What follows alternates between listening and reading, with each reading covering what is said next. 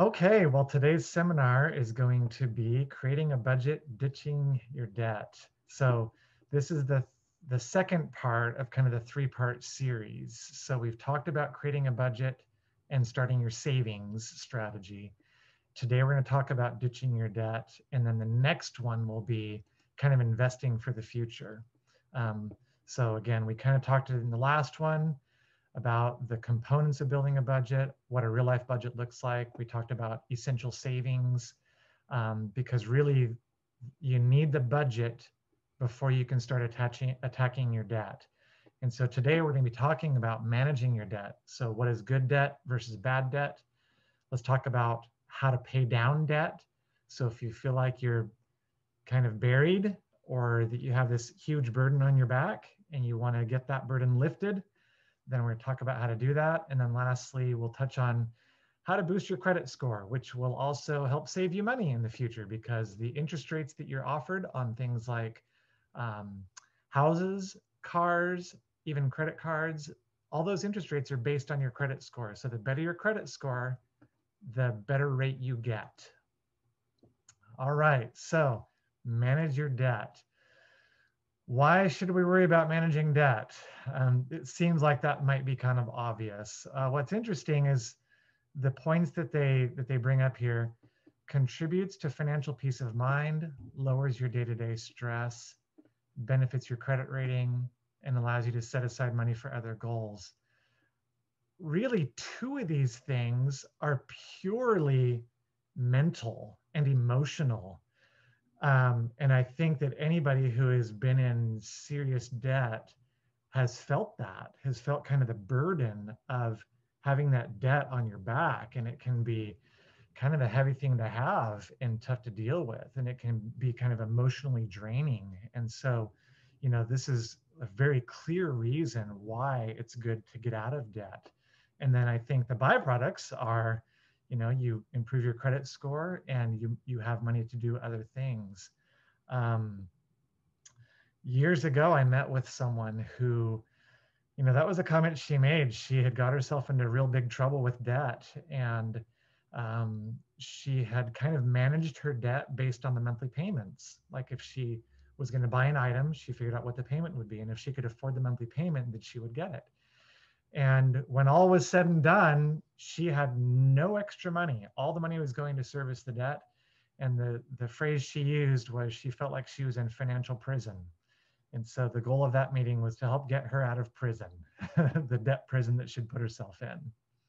There's a couple of types of debt, good debt and bad debt. So some examples of good debt, this debt would be borrowing at a really low interest rate, buying something that increases in value or increases your earning power. So an example of something that increases in value would be a house, and something that increases your earning power would be student loan debt. So presumably, if you're going back to school, you're advancing your education to advance your career, so you help your earning potential. So that would be an example of good debt. So student loans and home mortgages are good debt. There's not a whole lot of good debt out there, in my opinion. Maybe if you borrow to buy some land, and this land is in a really good area, then that might be a good thing. Generally speaking, it may not be a great idea to borrow to invest. That would be kind of a measurement of your risk tolerance. Years ago, AT&T Wireless, I'll never forget that. AT&T Wireless came out with an initial public offering, an IPO. And at the time, I was working for Fidelity on the phones, and I was taking calls of people who wanted to invest in this IPO. And I talked to somebody who said that he had leveraged his house to invest in this IPO. So he took out all the equity he could to put it in this IPO, and it didn't work out. I'll just say that. So that IPO did not work out. It opened and then it went straight down after that. And I didn't follow it after that, but I can tell you that he lost money right from the get-go. So get rid of bad debt.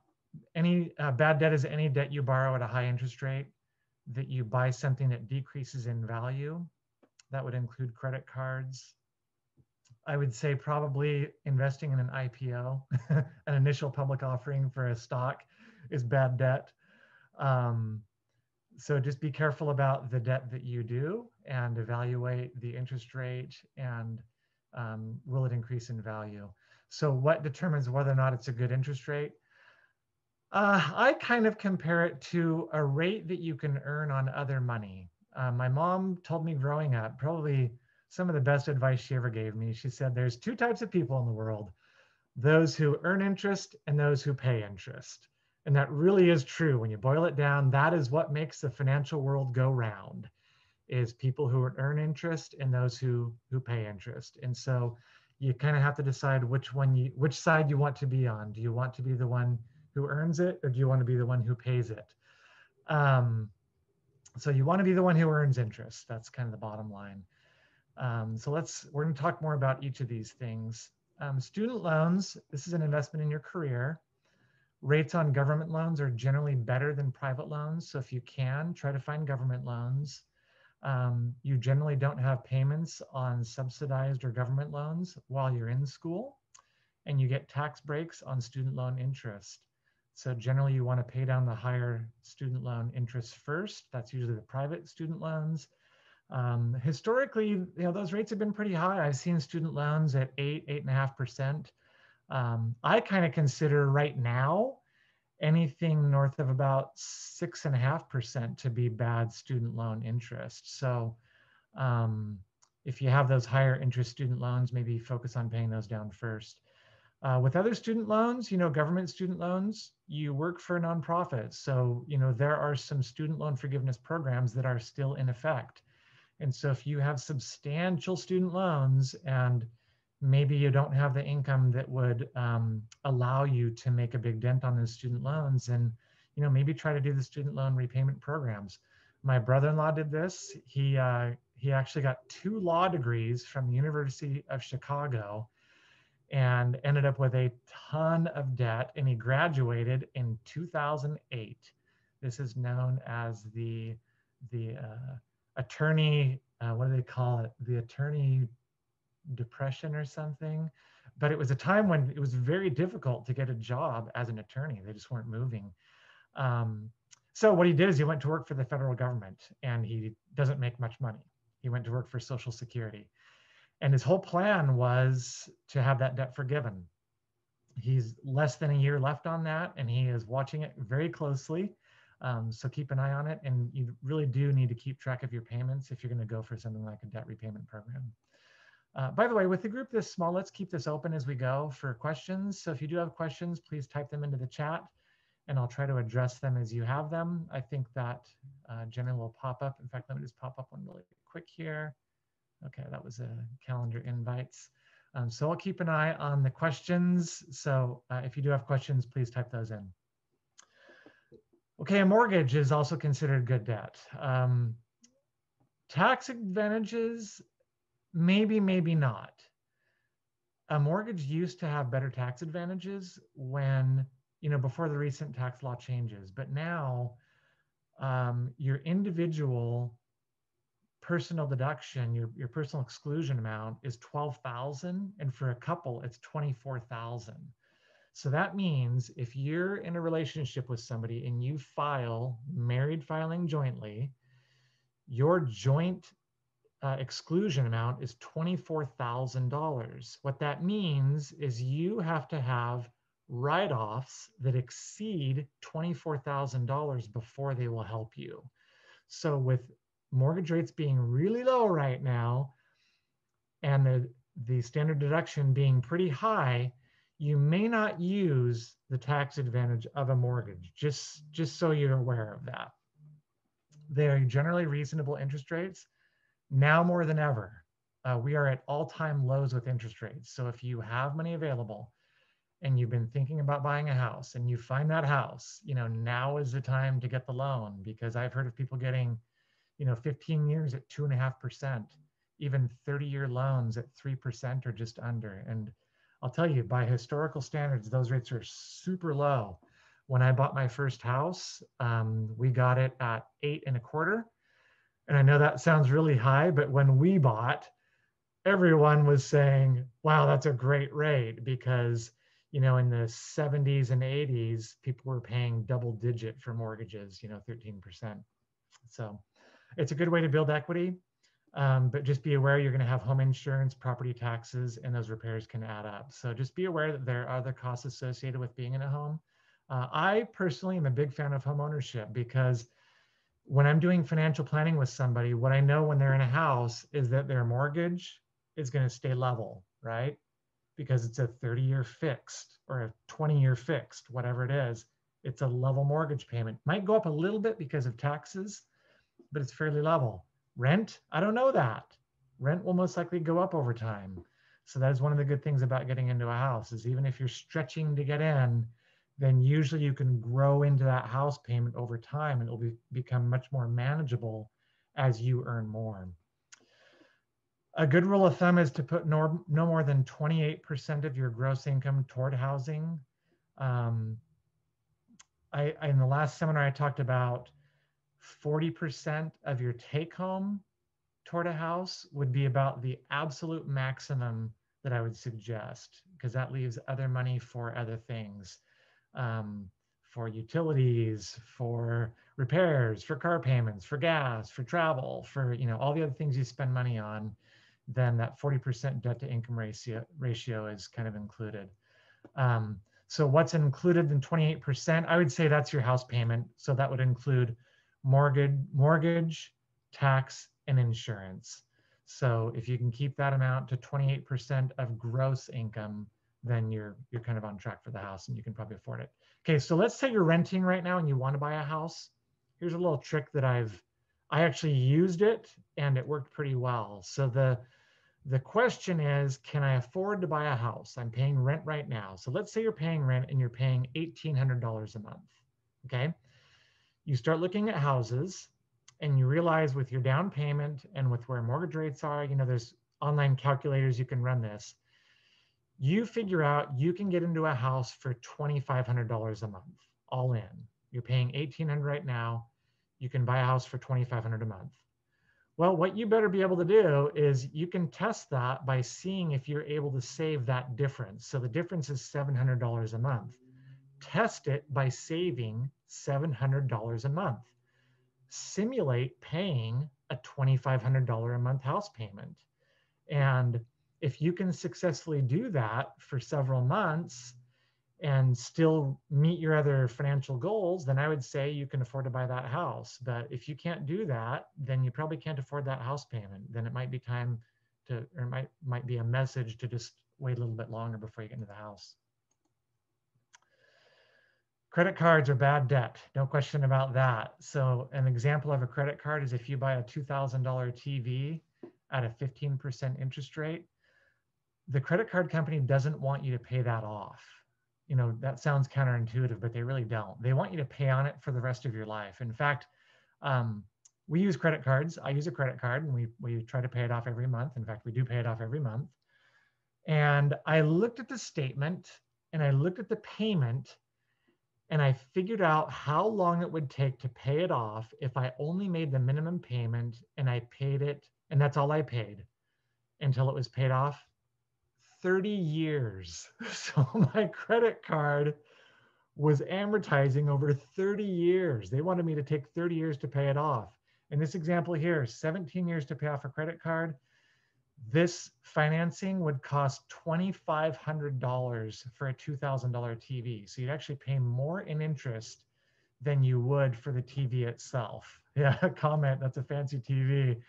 Some of these slides are a little older. That is a fancy TV because TVs have come down in value. But I think you get the point that if you're basing your credit card purchases on the monthly payment, that's a bad way to do it because you can get yourself into big trouble where eventually all your money is going toward monthly payments. And if all it is the minimum payment, you're stuck. Like if all your money is going towards minimum payments, you have no extra to pay on it.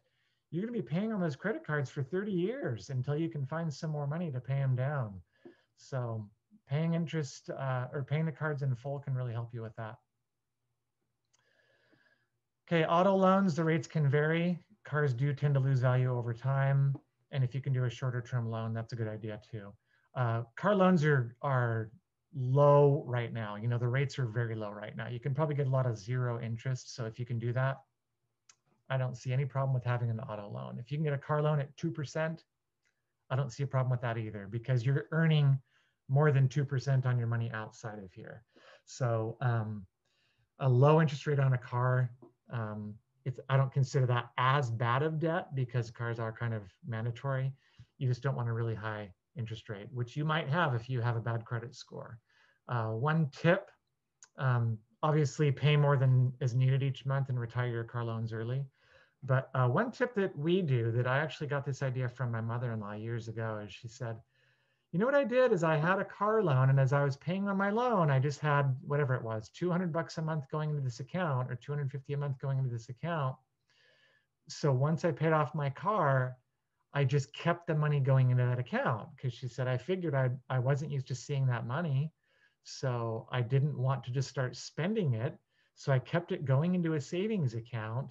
And she said, when it was time to buy another car, she had enough money in that account where she could just go pay cash for a car. But something kind of funny happened. And that is, she had saved for so long, and it had taken her so long to build that money up, she didn't want to buy the car anymore. So she liked looking at that nest egg, and she just thought, you know, I'm just going to drive this car longer, because I don't want to, you know, use all this savings on this new car. So it kind of forced her to save a lot of money. So so I said, it's a comment, I recommend paying extra on a car each month, but what about doing that on a mortgage?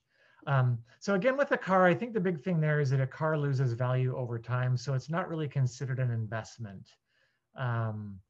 So pay that down faster to get done with it. A house does appreciate over time. And so the question is, you know, with a home loan, that's like a 30-year time frame, right?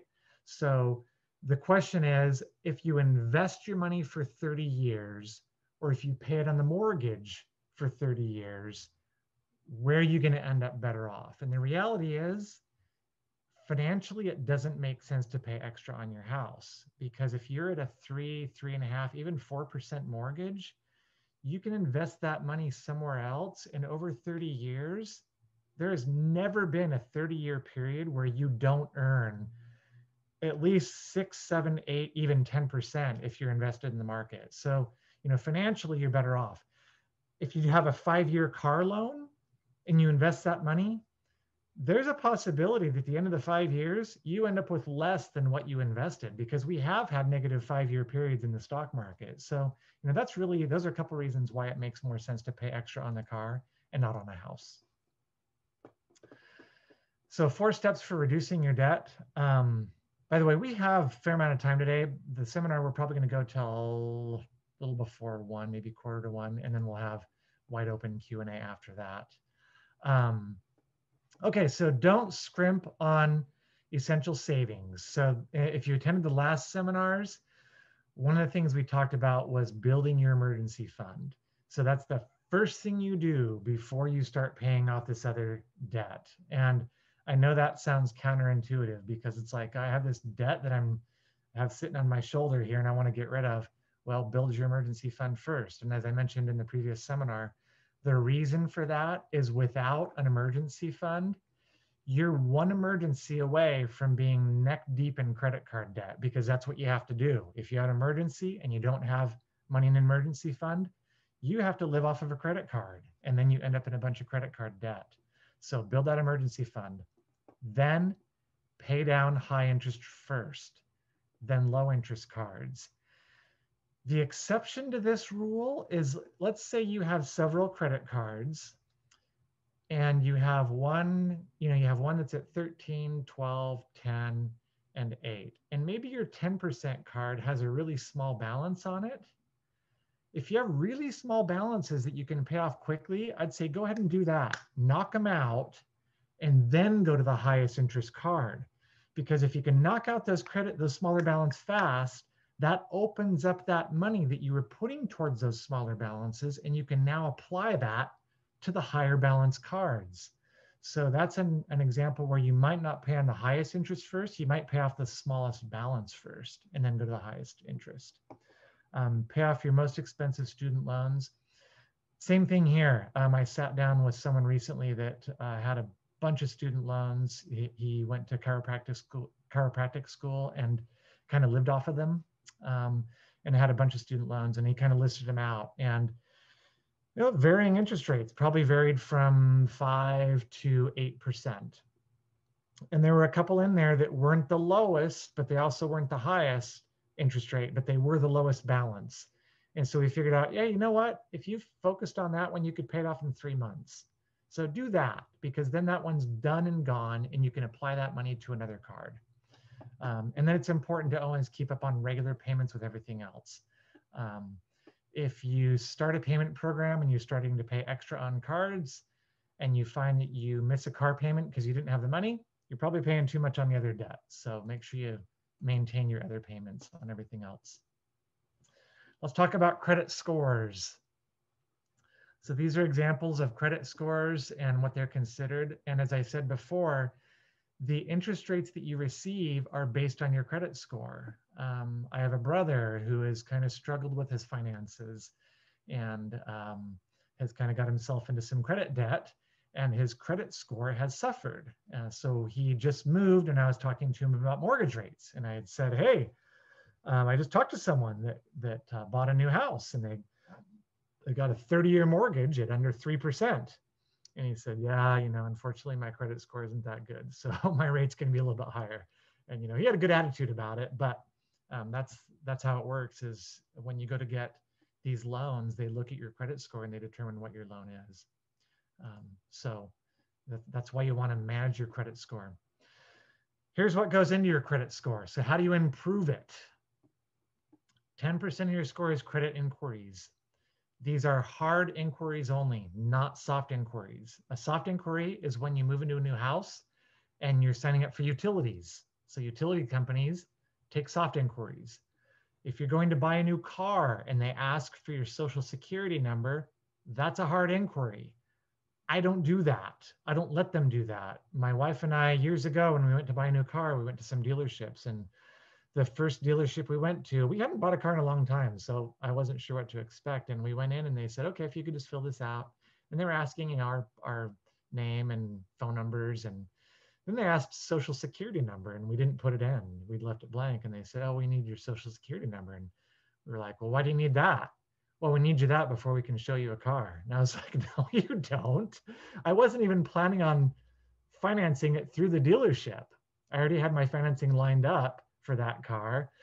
And so I said, well, you can show me cars and we can haggle prices without my social security number.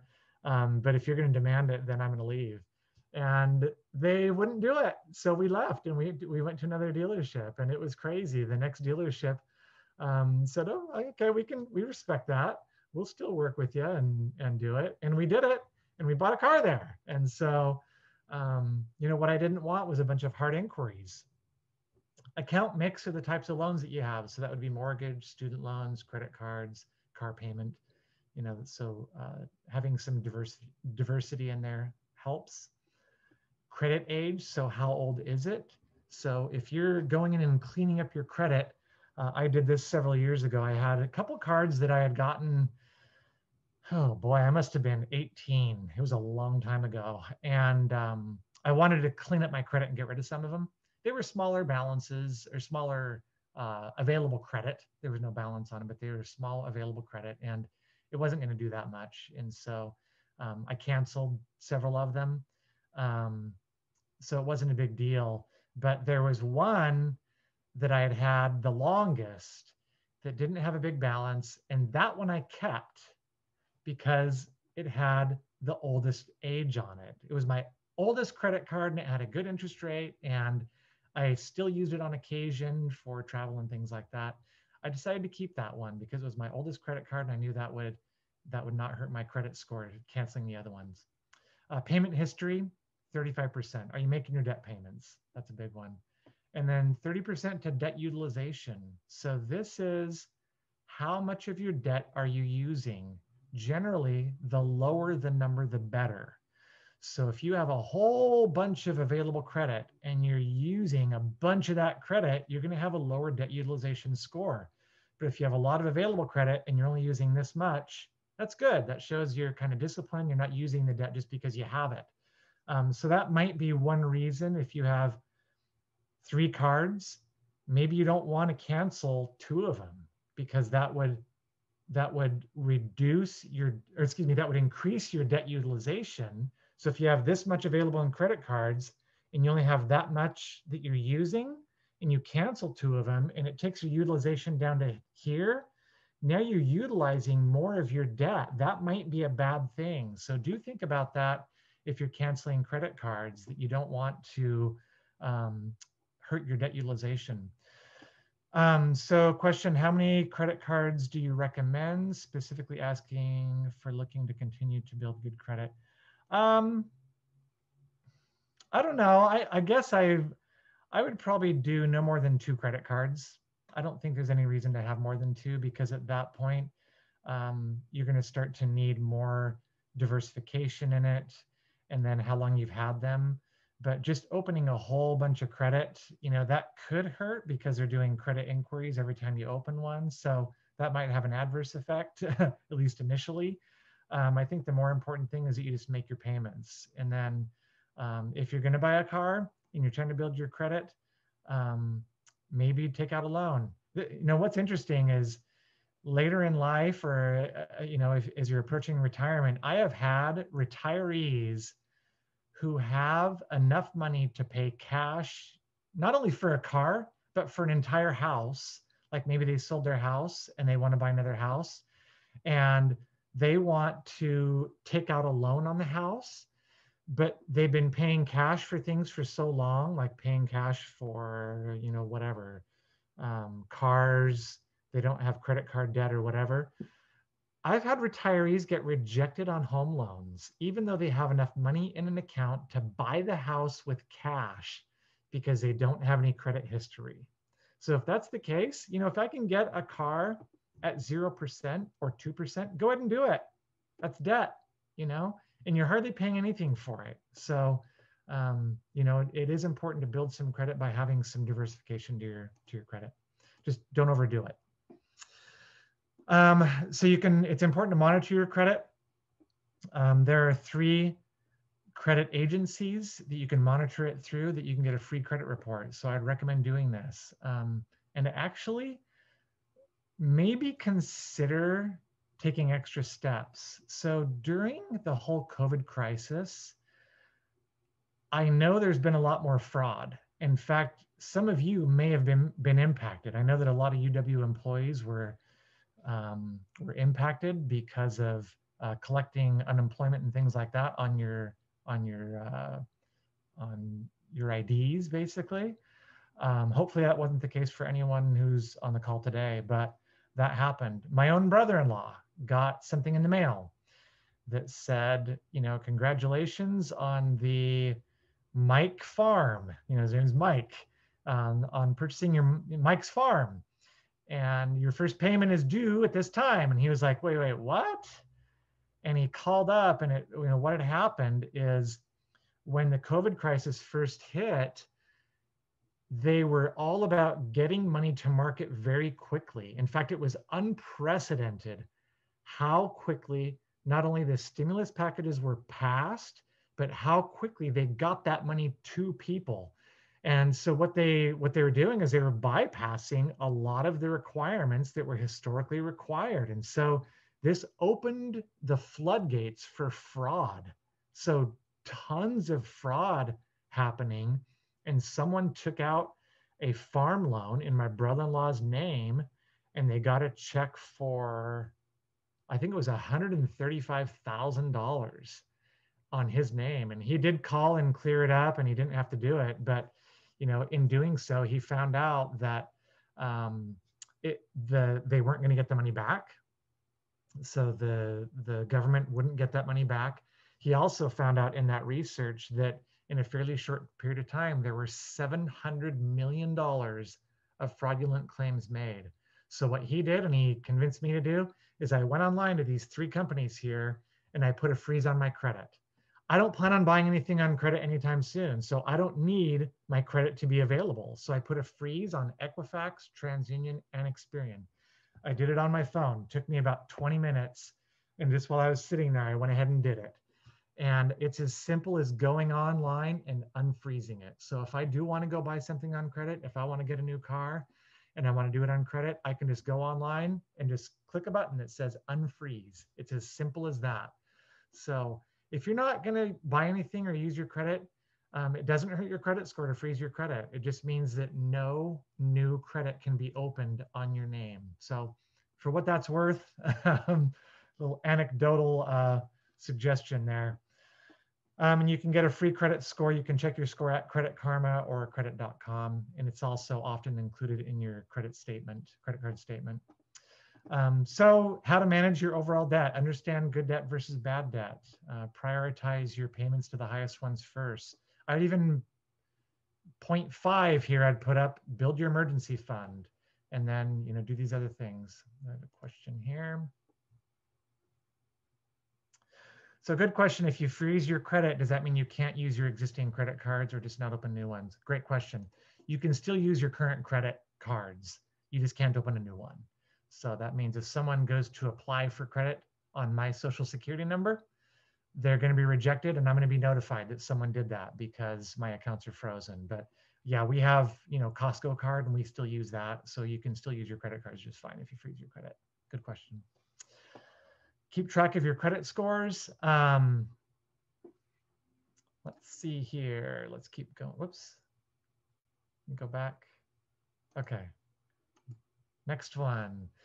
All right. So this is kind of the hierarchy of paying everything off. So this is a valuable slide if you want kind of the roadmap of how you get to your goal of having no debt, having an emergency fund, all that stuff. Is first you set aside money for an emergency fund.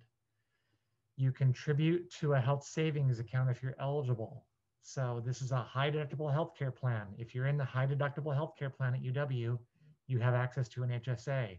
If you don't have one, then you can't put money in an HSA. Why would they say that? That's because this is the only account where money goes in pre-tax and it grows tax-free. So as long as you use it for medical expenses, it also comes out tax-free. It's the only account that does that. So to the extent that you have medical expenses, fund the HSA and use it for that.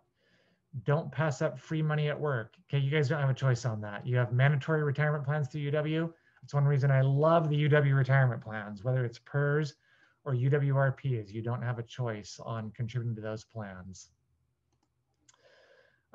Pay down high interest credit card balances first. So, start small, start chipping away at them. And if you have multiple credit cards and you're paying on multiple cards at once, stop doing that. Focus your payment on one card. Put all of your extra money toward one card. Another idea that I'll throw out there that this may be against my better judgment, but I'm going to tell you anyway. If you have money in the VIP, or if you have an old money in an old account somewhere else from a previous employer, you can roll that into your VIP. The VIP does have a loan provision, so you can borrow against your VIP. So if you're neck deep in credit card debt and you can barely keep your head above water and you're trying to breathe, you're drinking through it, you're breathing through a straw, it might not be a bad idea to take a loan on that VIP, pay down a credit card to open up some wiggle room for yourself, especially if it's high interest. Now you will have to pay back the VIP. So you're going to have that payment going back to the VIP. I have met with some people who had a bunch of credit card debt at really high interest. And by using a VIP loan, they were able to eliminate the credit card debt and pay back the VIP. In many cases, the payment was half or 2/3 of what they were paying on the credit cards. So it opened up other money for them to do other things. You pay it back with interest to your own account. You don't pay interest to Fidelity. You don't pay it to UW. You pay interest to your own account in the VIP. The downside to it is that money's out of the market. So the market last year, if you had money in your VIP, you probably earned 15 to 20%.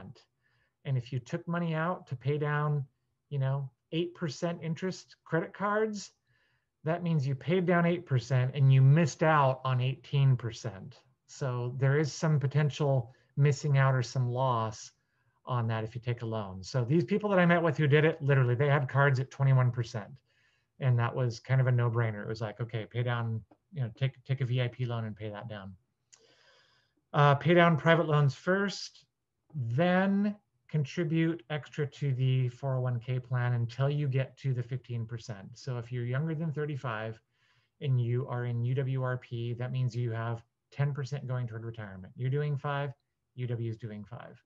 So if you're doing all these other things, then before you start paying, I guess these two are kind of simultaneous. So you need to be paying the monthly minimum while you're doing extra match. I don't know why they prioritize those separately. I would probably switch those, but yeah, what I was saying is, if you are making all these other minimum payments, so you're making all the payments that you need to be making, you're paying down student loans, you're paying down high interest credit, or maybe you don't have them, that's when you can start saving extra toward retirement. Put your plan into action. So create a spending plan, build your budget, in other words. So track your spending, build your budget, build your emergency fund, create a debt management plan. My recommendation, if you can avoid it, don't do the debt consolidation programs. What they do is they take control of all of your money and they give you an allowance and then they dole out your money to the credit card companies. So you lose the control over it. I'm not a fan of that. If you have a religious donation that you do, so if you tithe, they view that as discretionary. They won't pay it. So if you view your religious donation as a required bill, if you do debt consolidation, they won't pay that. So try to manage this on your own. Try to control it yourself and build a plan to do it. There's resources on netbenefits.com. So if you go to netbenefits.com and go to the, netbenefits.com and go to the library, you can see the calculators that I've showed previously in other seminars. This seminar is available on demand on that website. So there's a wealth of information on there that you can use to manage this stuff. That's it. So that is, here we are at the legal slide. So this is time for Q&A. So we're about 42 minutes in. We have plenty of time. So I'd say ask whatever questions you have. It can be about stuff we just talked about, or if you have other questions about other things. Actually, before we get to Q&A, let me just tell you, if it would be useful to schedule an appointment to go through all of this, like your situation personally, I would encourage you to do that. You can go to fidelity.com/schedule to book a meeting. If you want to go into net benefits, you can go netbenefits.com/UW. And there's also a link there to schedule. It goes to the same place. The new scheduling tool is a little bit quirky. So we have a brand new scheduling tool. And when you first go in there, you have to type in your employer, University of Washington. It'll pop up, click on that. You won't see any availability on that first screen because it only loads 1 week at a time. So click the next arrow until you start seeing some available dates. And then you can book something with one of us, with me or one of my colleagues. And we'll go over your personal situation and talk about your personal finances. Also, as Anna mentioned, we have the Lunch and Learn Ask Fidelity sessions that are happening now, and quite a few topics that will be coming up. Everything from saving in Roth versus traditional, managing debt, contribution rates. Well, there's a whole bunch in there. And then if there are other topics you want me to discuss, I'd love to hear them. So let me know. Okay, Anna just posted the scheduling a meeting, so you can click on that. Some great links in there as well for some of the things we've talked about today. So, okay, other questions? Feel free to either raise a hand if you'd like to ask it in person. We can unmute you, or if you just want to type something in, you can ask it that way too.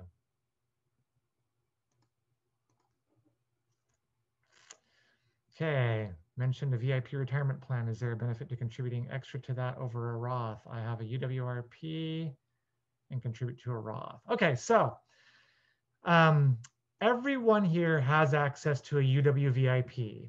What I'll first say is I've never told anybody they're saving too much for retirement. So if you're asking me if you should do a Roth and a VIP, I might say, yeah, absolutely. Why not?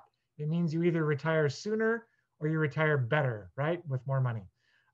Really, though, depending on your budget, if your budget allows it, I love the idea of contributing to a Roth IRA, not necessarily one over the other. Okay, the benefit of a Roth IRA, in my opinion, over a VIP is that in a Roth IRA, when you're putting money in a Roth IRA, you can access your principal anytime you want for any reason with no tax and no penalty. So the money that you put in, your principal, let's say you have this much principal and you have this much in earnings, you can pull your entire principal out whenever you want, as long as you leave the earnings in the account. You can pull your principal out, use it for anything you want, and you won't pay any tax or penalty on that money because you already paid taxes on it. So Roth IRA gives you a lot of flexibility. One of the downsides to a Roth IRA is you have to manage it yourself. So it's self-directed. It's your own account. You have to figure out how to invest it. You have to manage getting the contributions into it. VIP is simple. Everyone here has a VIP already in the system. You can go online. You can put 1% of your pay in. You could put up to 19,500 unless you're over 50, and then you can put 26,000 in there. The VIP also offers a Roth account. If you want to put more money into Roth, it's a Roth 403B, not a Roth IRA. So that means you could put up to 19,500 in the Roth VIP and 26,000 in the Roth VIP if you're over 50. So it's not subject to the Roth limits. Also, if your income is so high that you don't qualify for Roth, there are no income limitations on the VIP. So you can put as much as you want into the VIP up to the limit, and it doesn't matter how much you make. So there's kind of pros and cons both ways. I also like that the VIP is payroll deducted. So it's kind of like automatic, out of sight, out of mind. So it's really easy to have it just come out of your paycheck. Good question. All right, any other questions? I have one. Okay. Actually, I have 5, but okay. So I'm buying a house right now, and I have the option of a 15-year loan at 2.5% or 30-year at 3%. How do I, and I'm okay with the 28%. That's one of the deciding factors, right? Mm-hmm. What else do I use to decide which of the two to go with? Which are the options? That's a good question. A couple things. I would look at your employment stability. So are you on soft money? Is there a possibility that a grant might not go through and you might be furloughed or have your hours reduced that would impact your cash flow? In that case, I would probably do the 30-year because you're going to have a lower payment. So then you have more control over how much you're putting into it. It's a little higher interest rate, but it would have a lower payment. And if you wanted to pay extra on it, you could still pay it off in 15 years. So that's one of the things I like about the 30-year.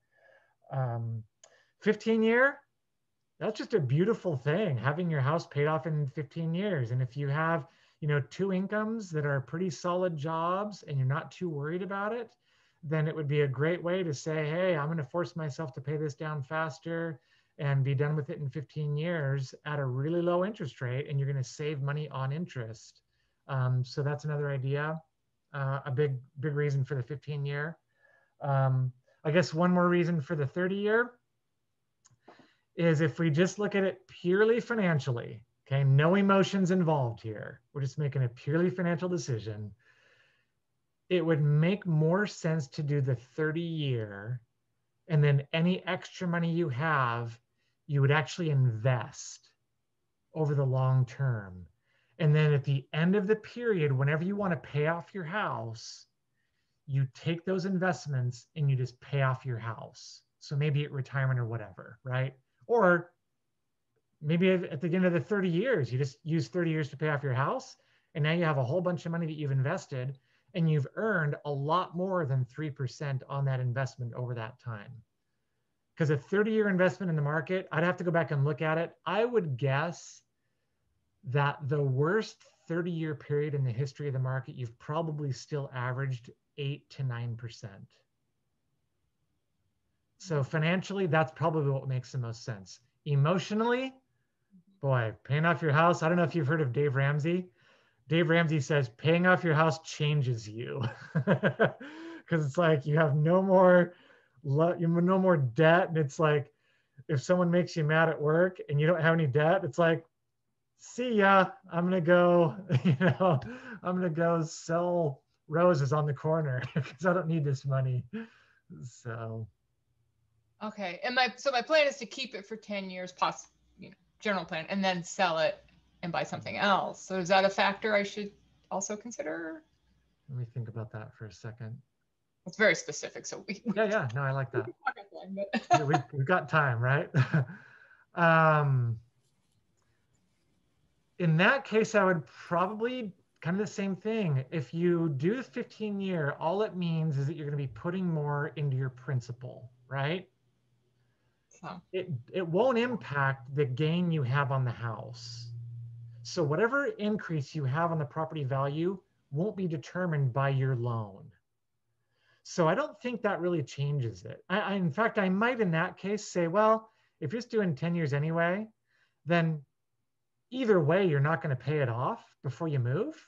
So just do the 30-year because that's going to give you the most flexibility on your cash flow every month.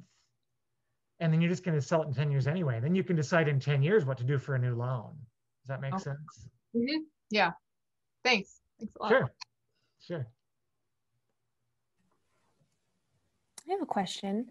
So I'm wondering if you have any recommendations for if you're saving up for a down payment on a house, how do you decide how much almost, I guess, to leave behind? Obviously, you'd want to make sure you still have your emergency fund, but down payments are so expensive here that, can you throw all of your savings into it? Or do you have any recommendations around that? That's a great question. In fact, I was debating this with a coworker once. We were talking about this exact thing, and he was talking about, what is the cost to move into a house besides the down payment? Because there are a lot of costs. So I would look at, do you have furniture? Like, are you going to be furnishing this house as well? What will that cost you? When we moved into our house, our house was built new, and we bought it new, and so. We didn't have blinds. There were no window coverings. And so we had to do that for the whole house. And that, you don't want to live in a fishbowl. So we wanted to do that kind of soon. So there are things that you have to do when you move in. So if you know what you're doing when you get into the house, I mentioned my brother just moved. And one of the questions I had for him was, are you going to have to do anything there? Are you going to need to put in carpet, paint, do any repairs? Did you get an inspection done so that you know that everything is ship shape? So assuming all that is taken care of, let's say you have furnishings, you're not going to have to do anything to the house. You got the inspection, it's good to go. You love it as it is. You can move in and it's perfect as it is. Well, honestly, in that case, I would just say anything you want to do and then your emergency fund. So that's kind of it. And the emergency fund would be, hey, what's our mortgage on this place? And do we have 6 months of mortgage payments and bills, other bills set aside in our emergency fund? And if so, then that's good. I wouldn't move into a house and spend your whole emergency fund. Yeah, that could go bad. Yeah. Thank you. Sure. Any other questions?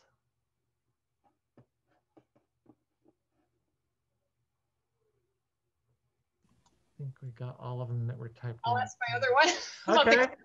Okay, so I haven't seen my credit report lately, or I would have to dig it up. I just don't remember. But I remember in the past, I had a bunch of very old credit cards listed, but I wasn't using them. I couldn't trace where they were from. How do you get to close them if you don't have the information you need to do that? So you can order a full credit report from one of the agencies. And when you do that, it literally, mine was like this 15-page document because it includes all of the open credit you've ever had and all the closed credit you've ever had. So like I was showing up credit cards from a long time ago, but what it did is it also gave the name and the address and the phone number for whoever had that credit card. So like I had, what was it?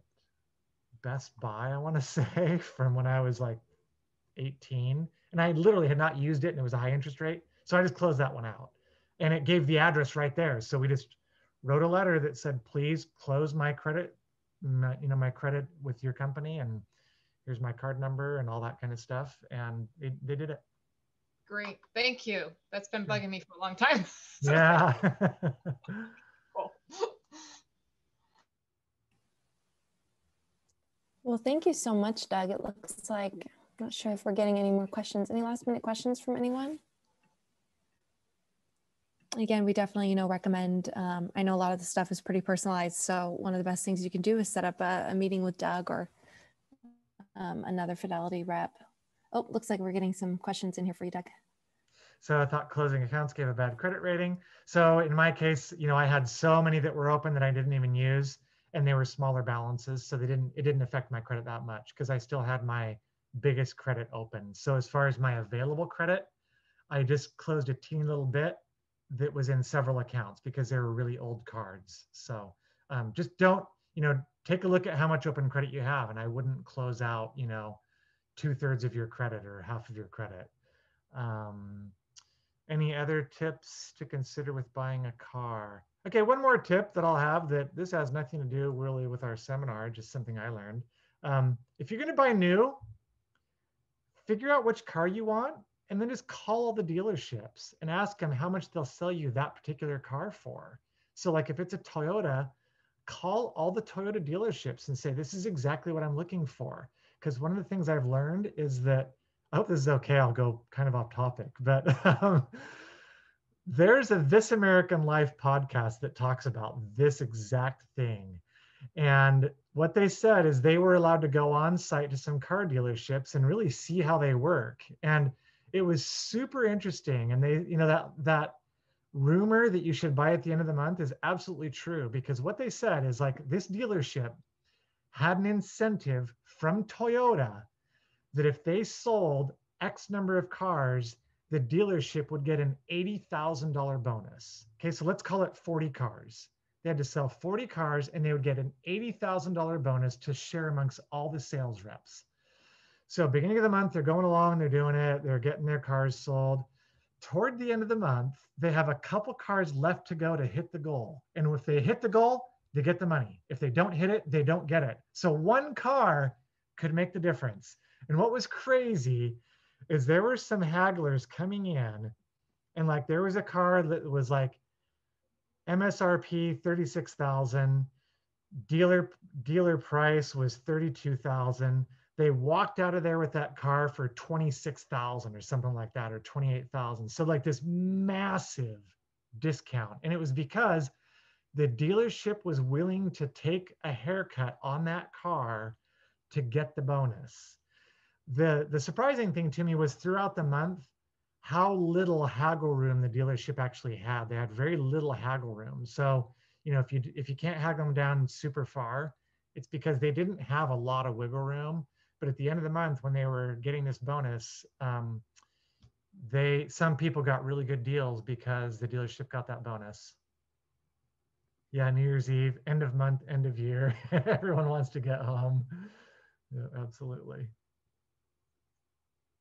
I guess one more hint I'll give you for buying a car, and that is the thing I thought was really weird when I went to buy a car is they didn't ask me how much I was looking to spend on the car.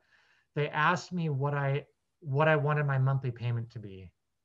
And I thought that was a little bit deceitful and a little bit, I didn't feel like it was being honest with me. And so you can run these calculators before you go to the dealership and figure out the price with the rates. So if they want to haggle it that way, you can say, I don't want to pay more than this much per month at 0% interest or whatever. But I would encourage you, try to just haggle the actual price of the car. Then, because you can always haggle the rate later on. I'll stop talking now. Well, thank you, Doug. And thanks for those who stuck around. Hopefully we'll get this recording out for everyone. So for those who couldn't make it, again, those lunch and learns we'll have the next one next Wednesday. And then we'll see you guys next time with Doug in March. And we'll also actually, for those of you who are asking questions about homes, we're going to be doing a home buying seminar with Home Street and then also a realtor in March. So we'll get you that info soon. For those of you who were on earlier, I just anecdotally said I'm going to start sending out calendar invites. So hopefully that might help just keep things a little organized for the group. I hope you guys have a great afternoon. Thanks so much, Doug.